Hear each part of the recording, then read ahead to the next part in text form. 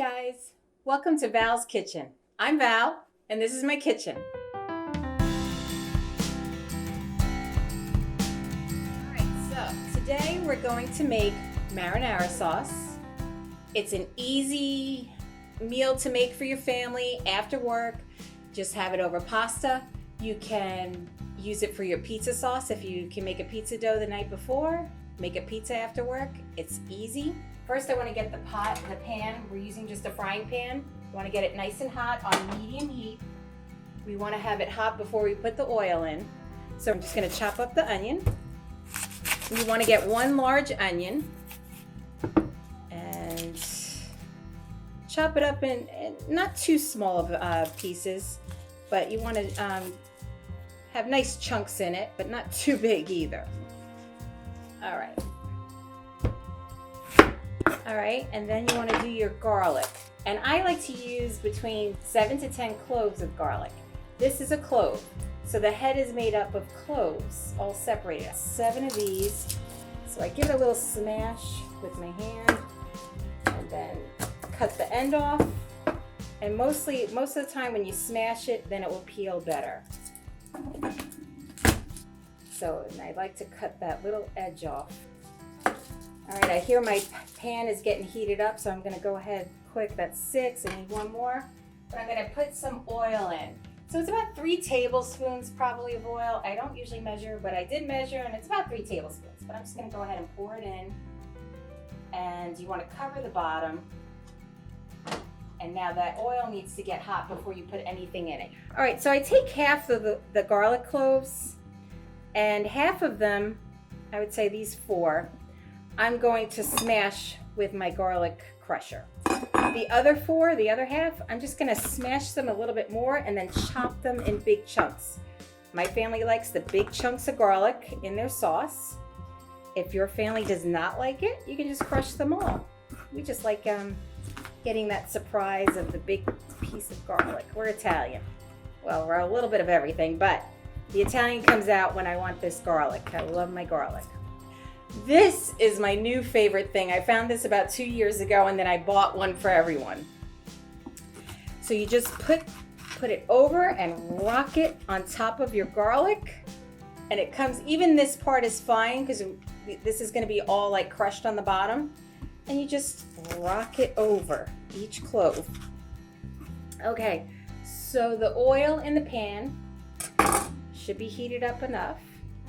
So I'm going to put the garlic that I chopped and the onions into the pan. Oh yeah, you can hear it sizzling. That's what we want. We don't want a cold pan. So I'm going to go ahead and scrape all of this crushed garlic into the pan. All right, so you want to give it a stir. We're going to cook this until they get translucent. And then we're going to do something to it that I like to add a little wine. Now, I like to use a red wine, and my mom likes to use the white wine. I think the red wine is good. I like it better, but when my mom makes it with the white wine, I love her pizza too. So she usually does a marinara sauce just for the pizza. I don't think she makes it so much for pasta. What kind of wine do you use? Well, I'm sure there are wine connoisseurs out there that would say they can't believe that I'm using this.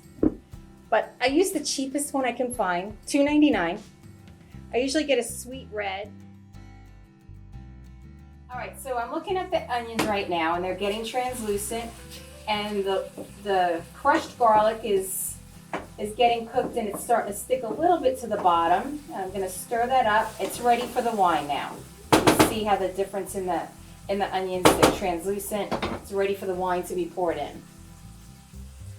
So I want to stir that up. I'm not even changing the heat on the stove. Keep it at medium. And it's going to bring itself right back up to a boil, a rolling boil. And we're going to let it sit at that until about half of the liquid is gone. And it starts to kind of like caramelize, and it just, all of the alcohol is going to boil out of it. And it really enhances the flavor of the marinara sauce. I think everyone in the family will agree with me when I say that. My family are probably going to say That's not how they do it. And I'm not saying this is my family recipe. This is what I've created and what I like and what my family, immediate family likes. And we've grown to really enjoy it, so. All right, so this is gonna cook for a while. We want it to, it's come to a boil now, and it's just, you can see all, I don't know if you can see the steam, but the steam is what we want because we want to reduce this. And we want the alcohol to come out of it and just leave its good flavor. All right, so that'll be a few minutes. And I don't know what else to talk about. All right, still has a long way to go. When I say long way, we're talking maybe 10, 15 minutes at the most. All right, so if you look at the onions now, you can feel how thick it's gotten. And a lot of the liquid is gone. So I'm gonna go ahead right now and just add the sugar and the salt. So it's about 3 teaspoons. I did measure it, so this is about a teaspoon. I measured it last night when I tried it. And I like to sprinkle that in. This is my favorite salt. I use it for everything. A half a teaspoon, but I might need more later. Sprinkle that over the top and give it a stir. We're gonna cook it a little bit longer. It's getting thicker. You can feel the difference with the spoon when you're mixing it. All right, so this is boiling pretty good right here, and it's thick. I'm going to start adding the tomatoes now.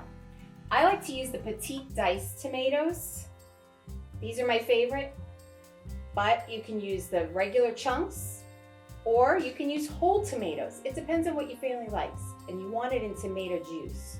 Don't have it, you don't want any kind of sugars added to it. This is just the tomato juice and a little bit of salt, okay? I love these little pop-top cans. I don't have to use the can opener. All right, it's ready. If you look at this right now, it really has gotten thick. All that liquid has been cooked out. It's perfect now. And I'm using 3 cans of these petite diced.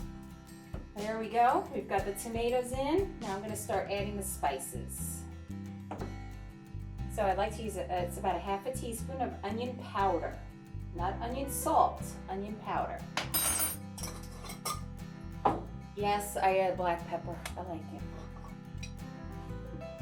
it. I'm just thinking of all my family saying, "What? Why do you add that?" It was about a 1/4 teaspoon. Put that in. And yes, I add garlic powder. I like to use a lot of garlic. It's a teaspoon. I measured it. I'm just going to sprinkle it on until I see that it's a teaspoon. All right. And oregano. It was a teaspoon of oregano. Normally what I do is pour that teaspoon in my hand. With oregano, I like to crush it. So I take it and I crush it because that also, you can start smelling it and it just helps it to incorporate better into the sauce by crushing it like that. We're gonna mix it up. So I like to chop up fresh basil and add the basil.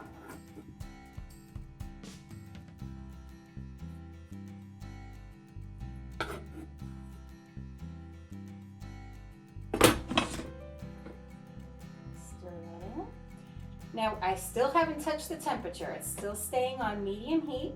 It's gonna start coming to a rolling boil, and that's what we're waiting on now.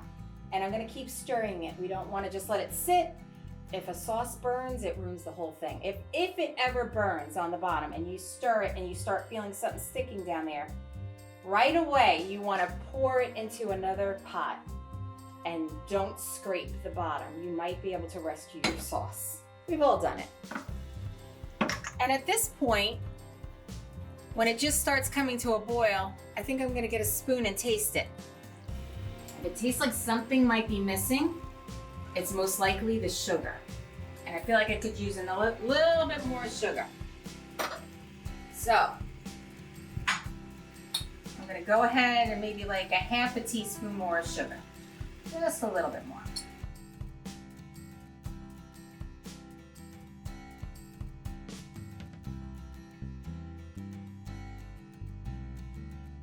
could take a little bit of the sauce and just stir it in, just a little bit. This is gonna help it not to stick together and get clumpy. Stir it up. We are about ready to eat. We're all hungry. Heat the olive oil in a pan over medium heat. Once it is hot, add the chopped onion and fresh garlic and cook until translucent. Then you want to add the red wine, sugar, and salt. Cook until the liquid is reduced by half. It'll also get thicker. Add the tomatoes and the spices, onion powder, garlic powder, oregano, pepper, and basil, and cook on medium heat. Once the sauce comes to a boil, taste it to see if it needs a sprinkle more of salt or sugar. Cook on medium heat for about 10 minutes, stirring often. Serve over pasta with grated Asiago cheese, which is our favorite, or you can use Parmesan or Romano. The sauce can be frozen up to 6 weeks, or probably even longer, but mostly I don't think I've ever kept it more than 6 weeks. This sauce also is perfect for a pizza. This is the kind of sauce you would put on a pizza. And that's it.